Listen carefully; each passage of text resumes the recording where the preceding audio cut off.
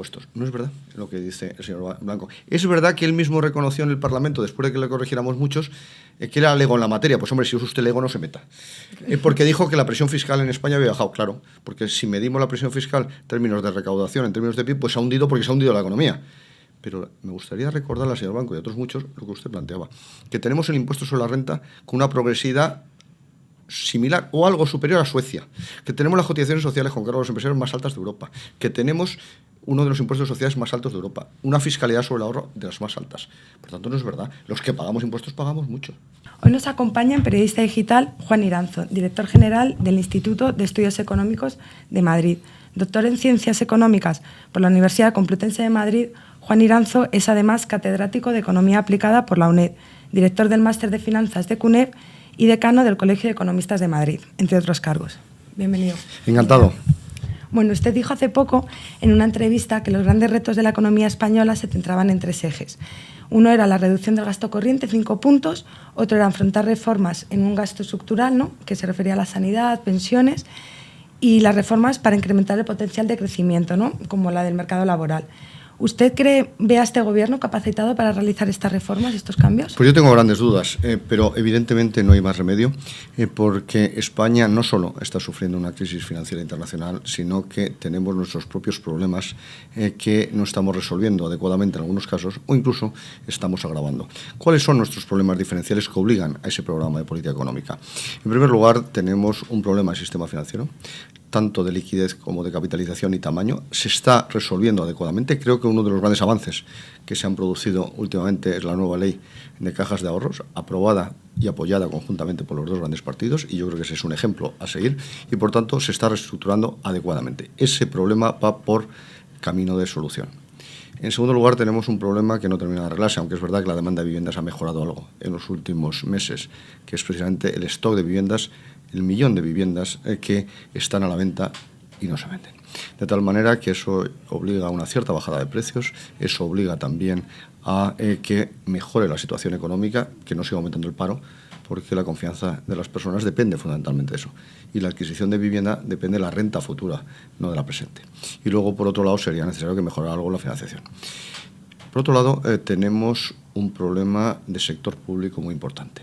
Y es donde hay que acometer esos cambios, tanto en lo que se refiere al gasto corriente como al gasto estructural. El sector público tiene grandes problemas de pagos a nivel de ayuntamientos. Asimismo, tenemos un problema de competitividad muy importante. Y esto es especialmente grave porque la única salida que tiene España de la crisis es a través de las exportaciones y, por tanto, no podemos seguir perdiendo competitividad sino ganándola. ¿Por qué? Porque otro de los grandes problemas que tenemos es que España está sobreendeudado. Las familias, las empresas y el sector público debemos aproximadamente el 270% del PIB, que es aproximadamente 2,7 billones de euros. ¿Eso qué quiere decir? Que hay que desapalancarse. No podemos seguir endeudándonos y, por tanto, la salida de crisis difícilmente se produce a través del consumo o de la inversión. Tiene que hacerse a través de las exportaciones. Consideramos que difícilmente España crecerá por encima del 2% antes del año 2016. ¿Eso qué implica? Que si tú no creces por encima del 2%, dada la ley de Okun en España, que es la relación entre crecimiento y generación de empleo, estimada por el profesor Becker en el 2,6%, 7, España no va a generar empleo. No va a generar ingresos públicos, porque los ingresos públicos se comportan muy bien cuando la economía crece por encima del 3,5, pero por debajo muy mal, y sobre todo por debajo del 2. Puede haber más morosidad, más gasto. Por tanto, la sostenibilidad de nuestro modelo es mucho más complicada. ¿Eso qué requiere? Pues tomar una serie de medidas. Algunas se empezaron a tomar no por decisión del Gobierno, sino porque nos tuvieron que tutelar. Estamos bajo protectorado desde el 9 de mayo. ¿A cambio de qué? A cambio de la red de seguridad que se creó con el fondo dotado con 750 millones de euros para adquirir nuestra deuda si los mercados no lo adquirían a precios razonables. También me gustaría saber, bueno, pues también Zapatero dijo que en 10 años iba a haber problemas con las pensiones y, bueno, pues señor Iranzo, yo, por ejemplo, que tengo 30 años, yo llegaré a cobrar una pensión, yo llegaré a tener pensión el día de mañana si las cosas están hombre, así. En este último caso, empezando por el último, sí, yo estoy seguro que cobrará una pensión pública, lo que no sé es cuánto. Claro. Y, por tanto, sí que le recomiendo que desde este momento vaya haciendo un plan de pensiones, ¿no? Un ahorro, un fondo de pensiones o un fondo de inversión. En segundo lugar, realmente el Gobierno no solo es que ha tomado medidas correctas muy tarde, es que ha tomado medidas muy incorrectas, porque lo dijimos desde el primer momento, porque tú puedes tomar una serie de medidas de política económica y luego constatar que no son eficientes, Pero es que a los 10 minutos de dictarlas, la mayor parte de los analistas consideramos que eran contraproducentes. Los famosos 400 euros, que ellos mismos han reconocido que ha sido un error y un despilfarro de 6.000 millones de euros. Nosotros dijimos el día que se anunció que no salíamos de la crisis arreglando aceras, el famoso Plan E, que en sus 2 años ha costado 13.500 millones de euros. Por otro lado, también el cheque sanitario. Pero ¿quién va a tener un hijo por 2.500 euros? Etcétera. De tal manera que esas medidas lo que han hecho es aumentar espectacularmente el gasto público, generando incluso distorsiones. Por ejemplo, el Plan E ha tenido un efecto muy negativo sobre el comercio, porque era prácticamente inexpugnable en la mayor parte de las tiendas de España. Bueno, el ministro de Fomento dice que si queremos tener servicios de primera, tenemos que pagar más impuestos. ¿Y usted qué le puede decir a un ciudadano que ya cree que él ya está pagando bastantes impuestos, ¿no? Que le están quitando bastante de su sueldo? No es verdad lo que dice el señor Blanco. Es verdad que él mismo reconoció en el Parlamento, después de que le corrigiéramos muchos, que era lego en la materia. Pues hombre, si es usted lego, no se meta.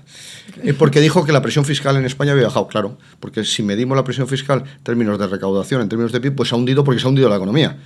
Pero me gustaría recordarle al señor Blanco y a otros muchos lo que usted planteaba, que tenemos el impuesto sobre la renta con una progresividad similar o algo superior a Suecia, que tenemos las cotizaciones sociales con cargo a los empresarios más altas de Europa, que tenemos uno de los impuestos de sociedades más altos de Europa, una fiscalidad sobre el ahorro de las más altas. Por tanto, no es verdad. Los que pagamos impuestos pagamos mucho.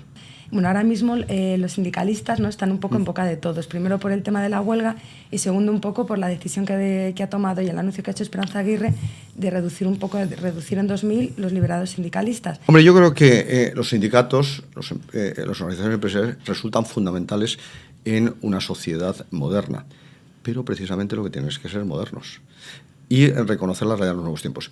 Y en este momento estamos hablando todavía de sindicatos de clase, y ellos lo recuerdan permanentemente. Es decir, que parten de un principio, la lucha de clases. Es decir, que hay intereses absolutamente contrapuestos entre los empresarios y los trabajadores. Pero yo creo que los intereses son los mismos. Si la empresa va bien, beneficia a todos, como hemos visto en épocas pasadas.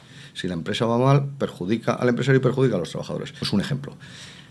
La economía es muy tozuda, y si tú estás perdiendo productividad, tú solo lo puedes recuperar de 2 maneras.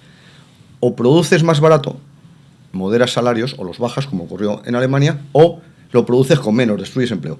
Bueno, pues el año pasado, con la ultraactividad de los convenios y con la falta de adecuación de los sindicatos, los salarios en España crecieron al 3,7%, con lo que ocurrió con la mayor caída de la historia económica de España en los últimos 100 años.